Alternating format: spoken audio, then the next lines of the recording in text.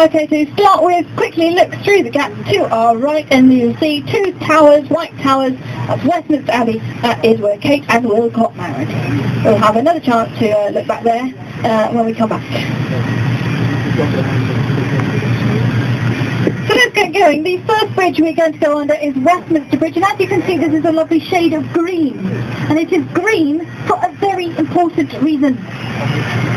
It's my favourite colour. Yep, that is right. Next bridge along, that was painted red for my sister. Okay, there may be another reason as well.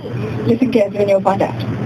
So, to our right, one of London's most famous landmarks, the Houses of Parliament, also known as the Palace of Westminster. This building was completed in the late 1860s. It's not as old as you might think. It was designed in this neo-Gothic fashion by the designers Charles Barry and Augustus Pugin.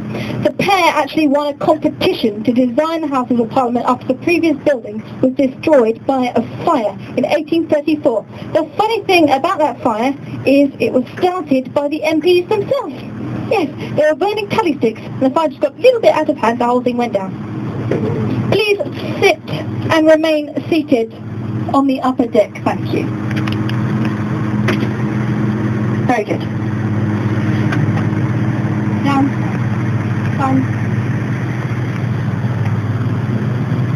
The Houses of Parliament have lots of crests along the side. So they represent all the aristocratic families in England and Wales. The line beneath that, underneath the next set of windows, that is actually the Lord's Prayer, written in Latin. It goes around the entire circumference of the Houses of Parliament, and it's designed to keep out evil spirits. But I'm going to leave that one to you. Lambeth Bridge, the red one in front of us. Beyond Lambeth Bridge you can see a collection of green buildings, the rooftops right ahead of us. If you look just in front of that building, you see a sandy coloured building with green stripe down the side, long rectangular windows. Through the middle arch of Lambeth Bridge now, that is where James Bond works. That is MI6, International Secret Service. For the filming of The World Is Not Enough, where James Bond, Pierce Brosnan, comes crashing out of MI6 and speeds down the Thames on a speedboat, they actually built in a fake wall in front of MI6 for that.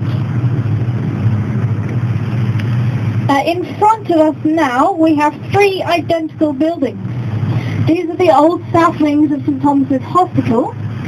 They have names as well. They're called Friday, Saturday and Sunday. Unfortunately, we lost Monday to Thursday during the Second World War, mistaken for the Houses of Parliament. Looking back at the Houses of Parliament now, you'll see the tallest tower right at the back is called Victoria Tower, named after the Queen herself. See the flag flying at the top? That used to be a signal to Queen Victoria, who would have been looking out of her bedroom window. When she saw the flag flying, she knew Parliament were in session doing some work, and then at the end of the day, they would take it down. That tradition continued until last year. Now it flies all the time because some clever MP decided that's what he wanted. All the other government buildings in London do that, so why couldn't they?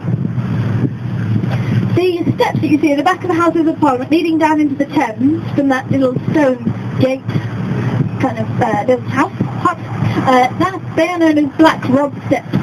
Now, if you've been found guilty of treason in the Palace of Westminster, that is where you would have been led down and placed into a waterman's boat to take you all the way down to the Tower of London, where you would either be imprisoned or have your head chopped off. And that's where we're going now. So, good luck. There are two different coloured awnings on the side of the Houses of Parliament. Okay, this is the real reason for the colour of the bridges. They match. The House of Commons colour is green. The House of Lords colour is red. They are two separate dining areas. They're not allowed to mix. They don't get on well, you know. Inside the Houses of Parliament, if you ever watch Parliamentary Question Time, etc., you'll notice the seats are upholstered in green for the Commons, red for Lords.